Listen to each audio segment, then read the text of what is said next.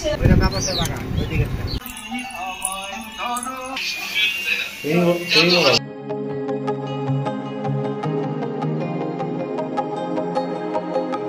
Everyone, তো আজকে আমরা দেখো মামা বাড়ি চলে এসেছি। মানে কালকে মাসি বাড়িতে ছিলাম, মামা বাড়িতেও এসেছিলাম, দিয়ে সকালবেলা আবার এসেছি। তো সবাই মিলে আড্ডা হচ্ছে। এই দেখো ওরম করে না বাবা, দিয়ে দাও দিয়ে দাও। কি তোমার হাতে কি দেখি কি আছে? কি দেবো? দাও দাও, রেখে দি, দাও দাও, আমি রেখে দিই। পকেটে রেখে দেবো? দিবি তো হাতে, নাহলে রাখবো কি করে? যা যা পালা। আর এই যে মামা, মামা কেমন আছো?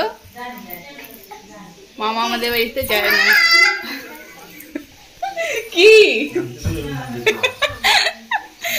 মামা হচ্ছে লজ্জা পেয়ে যাচ্ছে। তো মামারা হচ্ছে কোথাও বেড়াতে যাবে না, শুধু বাড়িতেই থাকবে। আর চলো মা রান্না করছে, তোমাদেরকে দেখাই। এই যে দেখো আমার মা এখানে রান্না করছে।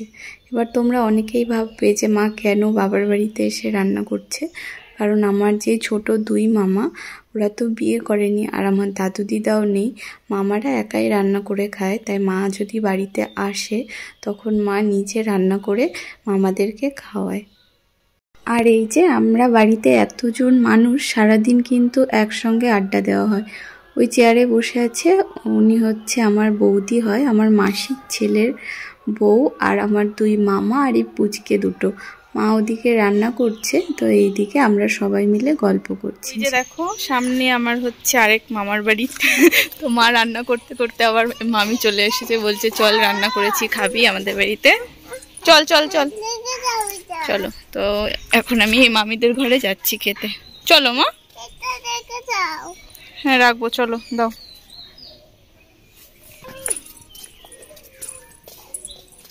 এই দেখো মামাদের বাড়িটা কিন্তু পাকা বাড়ি নয়, কিন্তু কত সুন্দর লাগছে। একদম সেই ছবিতে দেখায় না, সেই রকম বাঁশের ঘেরা বাড়ি, আর টিনের ওপাশে ছোট্ট একটা ঘর। মামিদের ঘরটা কিন্তু খুব ঠান্ডা। আজকে দুপুরবেলা আমি ঘুমিয়েছিলাম, এত ঠান্ডা লাগছিল, আমি একদম গরমের মধ্যে কাঁথায় গায়ে দিয়ে নিয়েছিলাম। মাটির ঘরে কিন্তু শান্তি আলাদা। আর এইদিকে দেখো মামি রান্না করেছে মাছ আর একটা চচ্চড়ি। তো মামি আমাকে খেতে দিয়ে দিল, আর এরই মধ্যে মামাও চলে এসেছিল, তো মামাকেও খেতে দিয়েছিল। তরকারিগুলো কিন্তু খুবই ভালো হয়েছিল। এদিকে দেখো মা সব কিছু পরিষ্কার করতে শুরু করে দিয়েছে। আমার মা যখনই মামা বাড়িতে আসে তখনই মা মামাদের ঘরটার একটু পরিষ্কার করে দেয়, কিছু কাছাকাছি করার থাকলে সেগুলোও করে দিয়ে যায়। আমার মা এমনই একটা মানুষ যার কোনো জায়গাতে গিয়েই রেস্ট হয় না। মেয়েদের তো বাবার বাড়িতে গেলে একটু রেস্টের জায়গা থাকে, আমার মায়ের তো সেটাও নেই। কি আর করা যাবে, মামারাও একা থাকে, ওদের জন্যও তো করতে হবে। ওরাই বা একা একা কত করবে, ওরাও তো ছেলে মানুষ, সব কিছু গুছিয়ে উঠতে পারে না। আর এইদিকে দেখো মাসি এসেছে সেন্টার থেকে। আমার মাসি অঙ্গনওয়াড়ির চাকরি করে, তো মাসি ভিডিও করতে বারণ করছিল। এই যে দেখো মামাদের বাড়ির সঙ্গেই একদম একটা ফুল গাছ আছে, এত সুন্দর ফুল হয়েছে, আমি মানে মুগ্ধ হয়ে গেছি গাছটা দেখে। তো একটা ফুল আমি এখন ছিঁড়বো, আর আমার সোনামাকে দেব। না সোনামা, খুব সুন্দর ফুল গাছটা। তো যাওয়ার সময় ছোট্ট একটা ডাল নিয়ে যাব আমরা বাড়িতে। চলো আমরা এখন মাসি বাড়ি যাবো, চলো সোনা। এই দেখো এটা আমার মামা বাড়ি, এই যে এটা আমার মামা বাড়ি, তার পাশে দেখা যাচ্ছে ওটাও কিন্তু আমার মামা বাড়ি। পুরোটাই অনেকটা বড় জায়গা। আর এই রাস্তাটা দিয়ে চলে গেলে ওই দূরে দেখতে পাচ্ছ নীল রঙের বাড়িটা, ওটা হচ্ছে আমার মাসি বাড়ি। আর পাশে দেখতে পাচ্ছ এই আম বাগানটা, এই বাগানটা আমার মাসিদের। অনেক আম পড়েছে, চলো দেখাবো। এই দেখো কালকে ঝড় হয়েছিল, তো কত আম পড়েছে। আর তো কুড়িয়ে নিয়ে গেছে, এখন অতটাও নেই,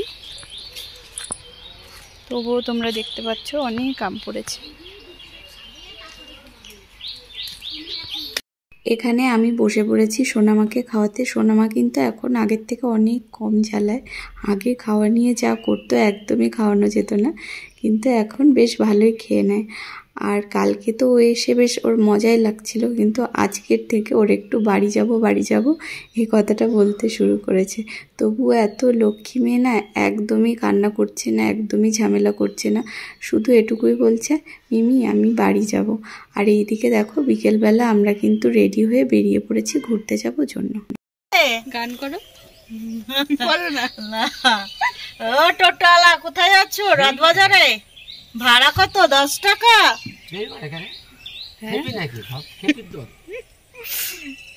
আমরা এখন অপেক্ষা করছি আমার মা, মাসি আর বৌদির জন্য।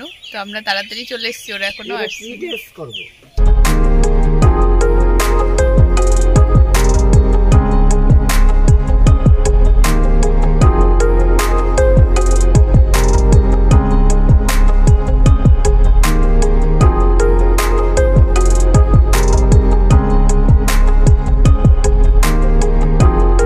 বার্নিয়া থেকে কিছুটা দূরেই পলাশিপাড়া, সেখানে একটা সুন্দর লোকনাথ মন্দির হয়েছে।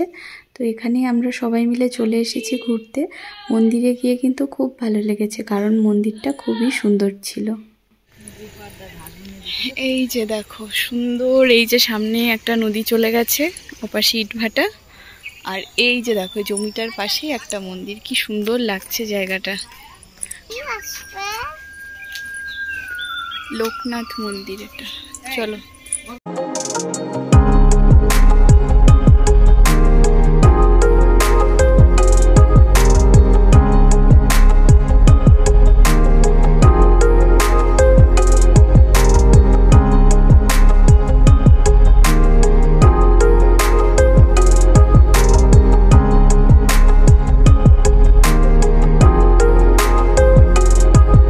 মন্দিরটা কিন্তু খুবই সুন্দর ছিল, আর নিচে ছিল একটা দুর্গা মূর্তি।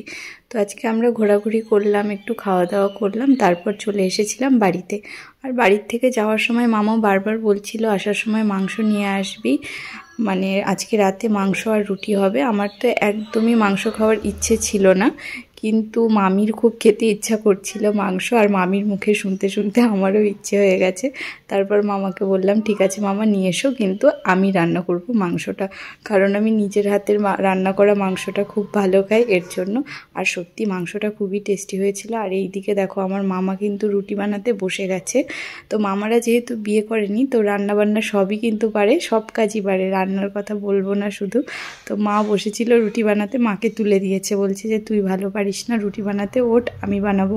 তো আমার চিকেন রান্না করার পর মামা রুটি বানিয়ে নিয়েছিল, তারপর খাওয়া দাওয়া করে নিয়েছিলাম সবাই মিলে। দেখো চোখের নিমেষে কেটে গেল 2টো দিন। আসলে এরকমই হয়, আনন্দের দিনগুলো দৌড়ে দৌড়ে পালায়, আর কষ্টের দিনগুলো যেন যেতেই চায় না। তো আমরা ব্যাগ ট্যাগ নিয়ে চলে যাচ্ছিলাম, অমন সময় মায়ের চোখ পড়েছে এই সজনে ডাঁটার ডালগুলোর দিকে। মা বলছে এগুলো আমি নিয়েই যাব। আমি একদমই নিয়ে যেতে রাজি হচ্ছিলাম না, তবুও মা জোর করে নিয়ে যাচ্ছে। কি আর করব, মায়ের কথা তো আর ফেলতেও পারছি না। তো আজকের ভিডিওটা এইটুকুই। যদি তোমাদের ভালো লাগে তাহলে কিন্তু অবশ্যই লাইক কমেন্ট করো। আজকের মতো টাটা।